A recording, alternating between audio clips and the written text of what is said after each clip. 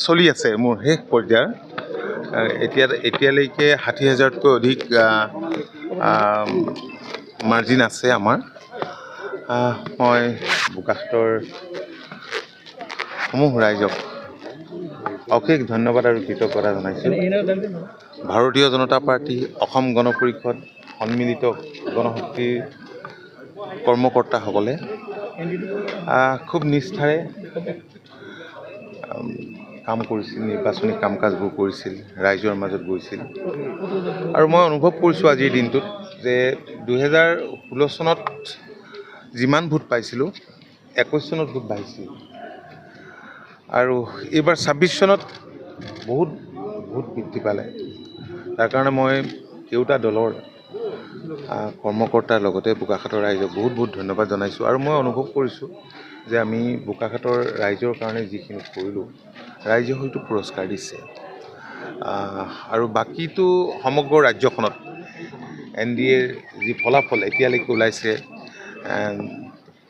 খুবেই আমাৰ কাৰণে আনন্দৰ কথা। আৰু যিমানবিলাক আসনত অগ্ৰগতি লাভ কৰি আছে NDA, এই কথাটো অৱশ্যে আমাৰ কাৰণে কোনো আচৰিত হ'ব লগা নাছিল, কাৰণ আমি কৈ আহিছোঁ, ময়ো নিজে কৈ আহিছিলোঁ। আৰু মিত্ৰ দলৰ আমাৰ আটাই কৈছিলে, মাননীয় মুখ্যমন্ত্ৰীয়ে কৈছিলে যে এইবাৰ আমি বহুত আসন আমি লাভ কৰিব পাৰিম। কাৰণ যোৱা দিনবিলাকত মই এই কথা ক'বই লাগিব যে মাননীয় মুখ্যমন্ত্ৰী ডক্টৰ হিমন্ত বিশ্ব শৰ্মা ডাঙৰীয়াই যেনেধৰণে ৰাজ্যখনৰ উন্নয়ন আৰু বিকাশৰ কাৰণে কাম কৰিলে, তাৰে আচলতে এইটো অসমৰ মানুহে, অসমৰ জনসাধাৰণে আমাক পুৰস্কাৰ দিছে।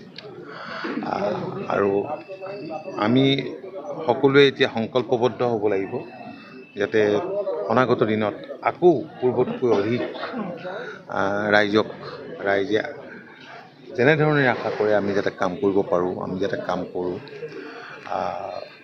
আৰু মুখ্যমন্ত্ৰী ডাঙৰীয়াই মই ভাবোঁ যে যি ফলাফল পাইছে, ভৱিষ্যতৰ দিনত তেখেতক আৰু অধিক জনসাধাৰণৰ কাৰণে কাম কৰিবলৈ তেখেতক মনোবল দিব, তেখেতে মনোবল পাব, সাহস পাব, শক্তি পাব।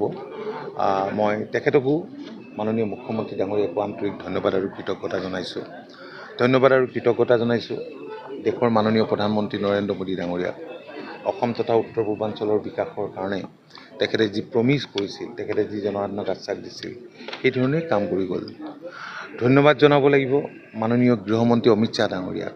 সকলো সময়তে অসমৰ খবৰ ৰখা, অসমৰ বাবে কিবা কৰাৰ যিটো মন, আৰু যেনেধৰণে কৰিলেও তাৰ বাবে। আৰু লগতে ভাৰতীয় জনতা পাৰ্টীৰ নীতিন নবীন ডাঙৰীয়া, নতুন সভাপতিগৰাকীও আহি নিৰ্বাচনী প্ৰচাৰ কৰিছিলে আমাৰ প্ৰাৰ্থীসকলৰ সপক্ষে। আৰু ভাৰতীয় জনতা পাৰ্টীৰ ৰাজ্যিক সভাপতি দিলীপ শইকীয়া ডাঙৰীয়াকে ধৰি ভাৰতীয় জনতা পাৰ্টীৰ সমূহ কৰ্মকৰ্তা আৰু আমাৰ মিত্ৰ দলৰ, বিশেষকৈ মই বহুত ধন্যবাদ জনাব লাগিব গণশক্তিৰ কৰ্মকৰ্তাসকলক।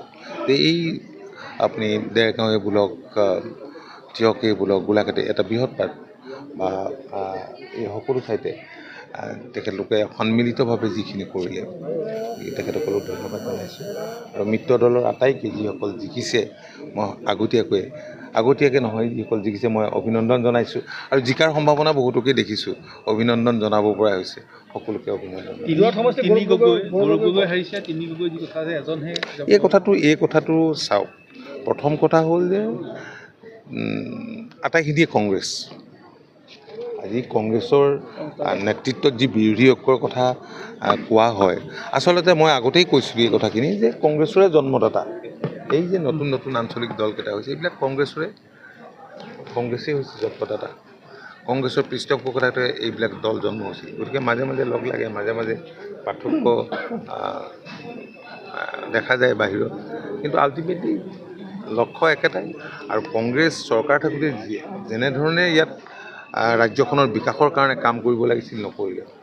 কাৰণ স্বাধীনতাৰ পিছত দীঘলীয়া সময়ত কংগ্ৰেছ শাসনত আছিল, কংগ্ৰেছে নকৰিলে। তাৰ বিপৰীতে তেওঁলোকে যেনেধৰণে দুৰ্নীতি ভ্ৰষ্টাচাৰত নিমজ্জিত হ'ল, এই কথাখিনি জনসাধাৰণে পাহৰা নাই। আৰু আটাইতকৈ ডাঙৰ কথা যে যোৱা বছৰকেইটাত যি এটা পাৰ্থক্য দেখা পালে, কংগ্ৰেছে কৰা কাম কাজ আৰু বিজেপি নেতৃত্বাধীন মিত্ৰজোঁট চৰকাৰে কৰা কাম কাজ, পূৰ্বৰ মুখ্যমন্ত্ৰীসকলে কৰা কাম কাজ আৰু এই মুখ্যমন্ত্ৰীসকলে কৰা কাম কাজ। গতিকে উন্নয়ন আৰু বিকাশৰ বাবে অসমৰ জনসাধাৰণে ভোট দিছে আৰু ইয়াত মই ভাবোঁ যে সিংহভাগ ক্ৰেডিট নিশ্চিতভাৱে অসমৰ মুখ্যমন্ত্ৰীগৰাকী আছে। ধন্যবাদ।